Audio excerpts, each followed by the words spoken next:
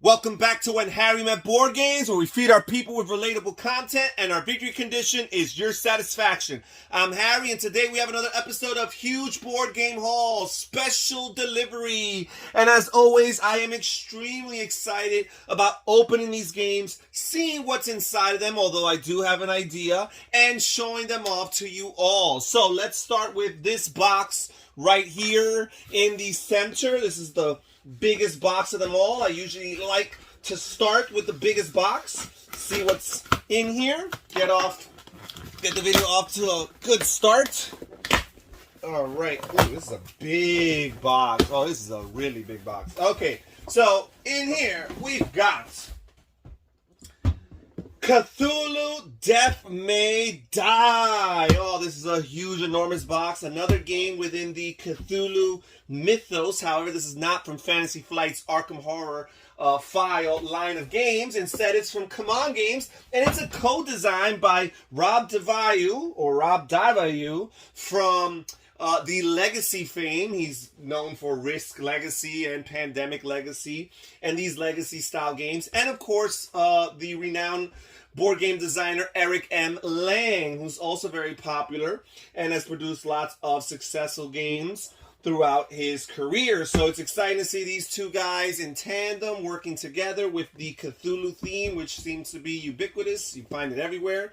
Of course, this is the Come On Games, Cool Mini or Not production, so you can expect lots of good, highly detailed, quality miniature pieces here, as you can see here on the back. So I'm really excited about this game. This is a co-op game, as most Cthulhu games tend to lend themselves to that cooperative feel. It says an ancient apocalyptic cult has nearly summoned a great old one into our world. Its devastating arrival is imminent. Now what? Cthulhu Death May Die is an action-packed cooperative board game for 1 to 5 players. To defeat the eldritch horrors from out of space and time, you must embrace madness and work together. Really excited about this.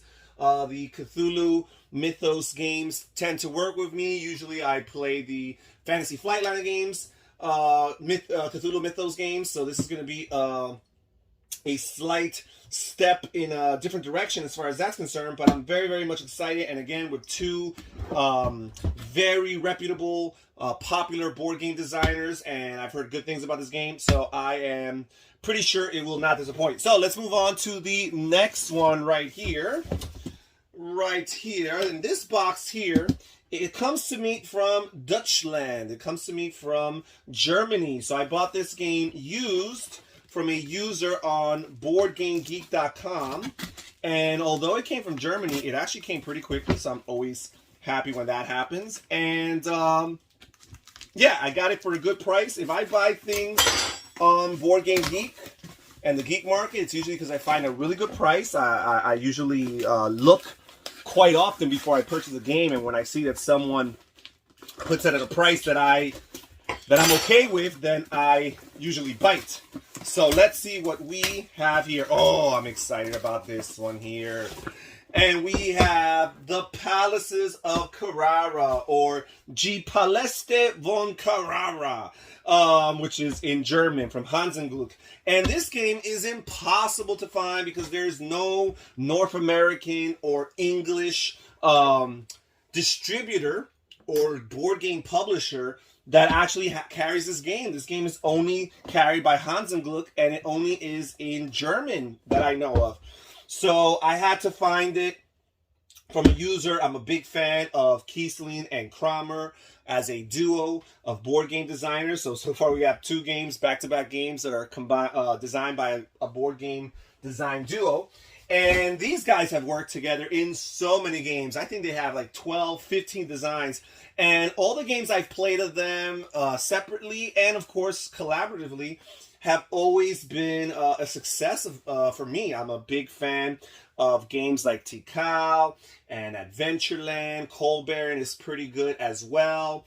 Yeah, these guys are really, really good. So I'm just excited about this game. It's a beautiful looking game from what I've seen in the back here. It has this nice little wheel gimmick here. Any game that has some type of wheel or dial or rondelle, they kind of like just I gravitate towards these kind of games. This gimmick or this mechanism in games really appeals to me. 2 to 4 players, which is typical for Kiesling and Kramer. And I'm not even going to attempt to read the pack here because, again, all of this is in German. So we're off to a really good start. Cthulhu Death May Die and The Palaces of Carrara by Kiesling and Kramer. So let's open up this box right here and see what we have. Usually it's all downhill after such two such exciting games that we started off with, so we'll see.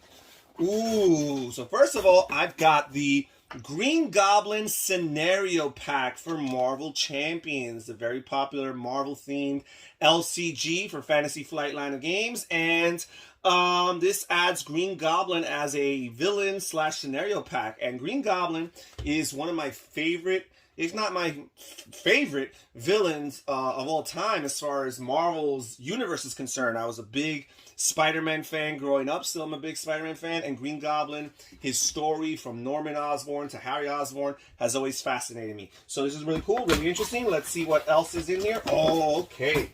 Here I've got Pandemic Rapid Response. And this is a quick dice rolling thriller of a game within the Pandemic universe. This is not a Matt Leacock game. This is a Kane Klenko, and Kane Klenko is known for games like Fuse, and I can't think off the top of my head what was the sequel to Fuse, but it's these really quick dice rolling games, cooperative dice rolling games, and basically he took that style and that mechanism and brought it over to the Pandemic universe, which makes lots of sense. But again, it's probably the first major Pandemic game that does not have Matt Leacock as one of the designers. But I'm really excited about this, a real-time dice game. I'm a big fan of Pandemic and all the iterations that I've explored. I've enjoyed the regular base game with its expansions. I enjoy Pandemic The Cure.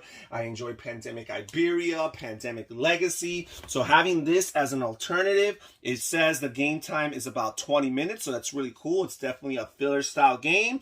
2 to 4 players, ages 8 and up. Disaster has struck. Humanity needs your help. It's an exciting, cooperative, real-time dice game. You take turns as quickly as possible, using your dice to deliver food, water, vaccines, and other supplies to cities in desperate need. So the real-time element will definitely create a sense of urgency as players choose what they want to do and what decisions they want to make. So really cool. Pandemic Rapid Response. Let's see what's in this box here. We still have even more goodies left to go. We're not done. So, you know, truth is, that was a pretty exciting box as well. I thought we would dwindle down here a little bit, but it looks like things are still staying interesting. So let's see what's in this box right here. Okay. So here we go. We've got Eldritch Horror, The Mask of Nyarlathotep. And I'm probably butchering that name like crazy. This is the most recent expansion, big box expansion for Eldritch Horror. It came out, I think, 2, maybe 3 years ago. Don't know if they are done with that line of games. It's very likely that with the release of Arkham Horror 3rd Edition a few years back, they probably are done investing in Eldritch Horror. But yeah, this is another big box game. I really enjoy the Eldritch Horror game. It is a fun game. I enjoy playing it with other people as teams. I don't play with more than 4 players though, because I don't know, just don't like the idea of playing that game with too many players. But I also enjoy playing it solo, even though when I usually play it solo, I play controlling 2 characters, because one character just does not work for me. Really fun game, really immersive experience. So just excited to add another expansion to it. And I guess there's a little bit of a reoccurring theme here. We had Cthulhu Death May Die, and now an expansion for Eldritch Horror. So there's some overlap. I always try to find the thematic ties between the games that I purchase, and it seems like in this case we have some Cthulhu. We also have some co-designs by different people. So we have Eric Lang and Rob Daviau, and we have Michael Kiesling and Wolfgang Kramer in another game here. So let's see what's in this box right here. This box right here, we're coming to an end. I think this is the penultimate box. We have one more after this. And in here, okay, we have got the Essential Tuscany expansion for Viticulture, and we have been enjoying playing Viticulture in this home. Jamie Stegmaier design, and of course we own the Essential Viticulture Edition, which includes lots of the modules from the original Tuscany expansion. And this here includes some of the remainder of those modules, at least the more popular ones. And we're really excited just to have additional content for this game. Again, we've had a good time playing it, and this comes highly recommended. Tuscany, the Essential Edition expansion. And then finally, our last package for the day. Let's see. It's the smallest so far of them all, but again, good things come in small packages. And here we have... all right, Arkham Horror, The Dead of Night expansion. Speaking of the Cthulhu mythos, and this is an expansion for the 3rd edition of Arkham Horror that came out a few years ago. And here it says, don't fall asleep in the long hours of the night while the good people of Arkham sleep behind closed doors and shuttered windows with those dark purpose and grim intent. Those with dark purpose and grim intent gather in shadowed corners and profane halls. Who will stand against the ruthless criminals and twisted cults that seek to advance their own sinister agendas? And this game adds 4 investigators, 2 scenarios with over 239 cards, a monster deck holder, that's cool, and 15 clue tokens. Really excited about that. So definitely the Cthulhu mythos is an overlapping theme with some of the games and or expansions that were opened up today. And that's it for today's video. Thank you so much for joining us here when Harriman Board Games. Please comment down below. Tell me what you think about these purchases. Perhaps you already own some of these games and are encouraging me to get them to the table as soon as possible. Perhaps you're surprised that I would have wasted my money and poorly invested it in some of these games as well. Comment down below. I'm interested in reading what you guys have to say. This is Harry saying take care, everybody. Stay safe, stay healthy, and have fun gaming. Bye-bye.